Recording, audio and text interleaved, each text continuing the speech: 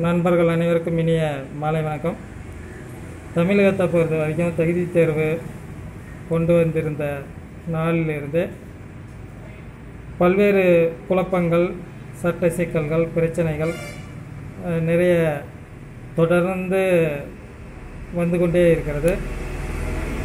இது எல்லாருக்குமே ஒரு தெரிந்த விஷயம். தற்போதைய நிலையில் திமுக ஆட்சி அமைத்த பிறகு பழைய அரசாணை, போட்டித் தேர்வுக்கு உண்டான அரசாணை ரத்து செய்யப்படுமா அல்லது தகுதி தேர்வு மதிப்பெண்கள் வைத்து பணி நியமனங்கள் மேற்கொள்ளப்படுமா என்கிற குழப்பங்கள் தேர்ச்சி பெற்றவர்களிடையே இன்று வரை நிலவி கொண்டு தான் இருக்கிறது. ஏன் வாட்ஸ்அப் எண்களில் பரவி வந்து கொண்டிருக்கின்ற செய்தி இது.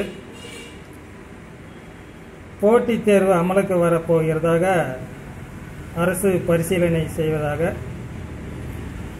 வாட்ஸ்அப் எண்களில் பரவி வருகிறது இந்த செய்தி. தமிழக அரசு தயவு செய்து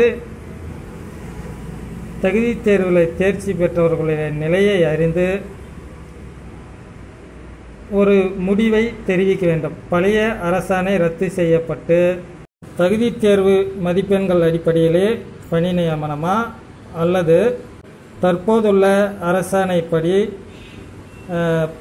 மீண்டும் ஒரு தேர்வு வைத்து பணி நியமனம் மேற்கொள்ளப் போகிறதா என்பதை அரசாங்கம் தெளிவுபடுத்த வேண்டும். தயவு செய்து தமிழக அரசு இனி வரும் காலங்களில் எந்த விதிமுறையின்படி ஆசிரியர்கள் நியமிக்கப்படுவார்கள் என்கிற ஒரு அரசாணையை பிறப்பிக்க வேண்டும்.